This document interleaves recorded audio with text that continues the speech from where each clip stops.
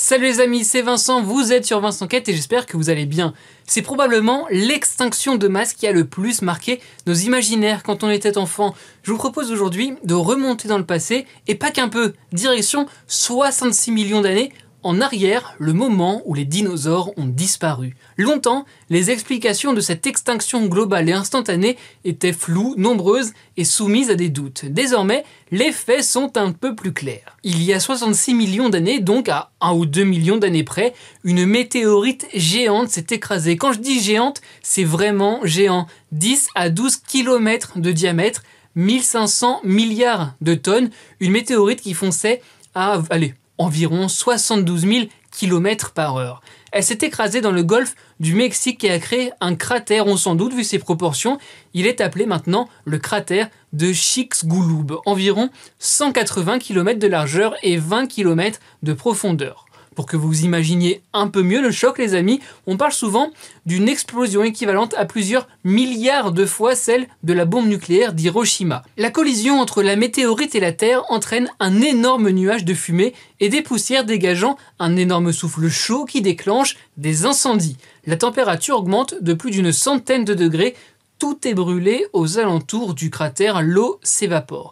D'ailleurs, ce cratère engouffre toute l'eau aux alentours et pas que sur les alentours proches, vraiment toute l'eau qui pouvait être aspirée, ce qui a donc entraîné un tsunami de 1,5 km de hauteur. Il a déferlé dans tous les océans de la planète en une journée. 2 heures après le choc, tous les dinosaures sur 2500 km disparaissent. Oui, on en revient au thème de mon sujet. D'ailleurs, toute forme de vie, grosso modo, entre les raz-de-marée et la chaleur. Je vous ai parlé, les amis, d'un nuage de fumée. Et ce dernier a enveloppé la planète en quelques heures à peine, plongeant la Terre dans le noir pour un bon bout de temps et libérant en même temps, c'est comme ça, 425 milliards de tonnes de CO2. Ce nuage fait chuter la température mondiale de 20 degrés. C'est le début d'un hiver planétaire qui durera 30-40 ans selon les chiffres. Conséquence, les chaînes alimentaires se brisent et ce sont ceux tout en haut de la chaîne alimentaire, les dinosaures donc, qui disparaissent en premier, faute de nourriture. Les dinosaures herbivores n'ont plus de végétaux pour se nourrir, il n'y a plus de photosynthèse puisqu'il n'y a plus de lumière qui passe, ce qui fait que les dinosaures carnivores n'ont plus de dinosaures herbivores pour se nourrir. J'espère que vous m'avez suivi. Quelques mois après la collision, des rayons du soleil traversent à nouveau le nuage. La photosynthèse des végétaux peut reprendre, les animaux les plus petits, y compris les mammifères, ressortent de leur cachette et peuvent reprendre leur alimentation. Et en plus, ils n'ont plus la menace des dinosaures au-dessus d'eux, ils sont morts.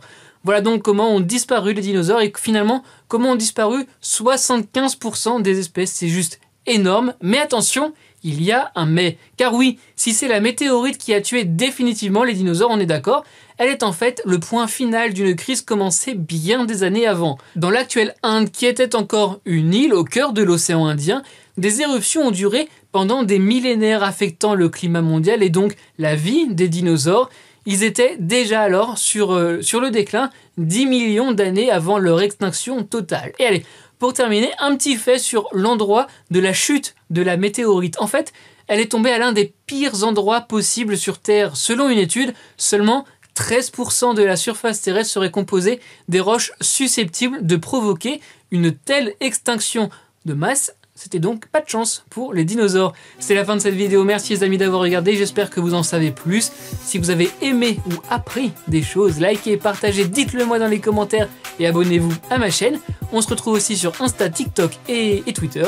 N'oubliez pas les amis, soyez heureux, restez curieux.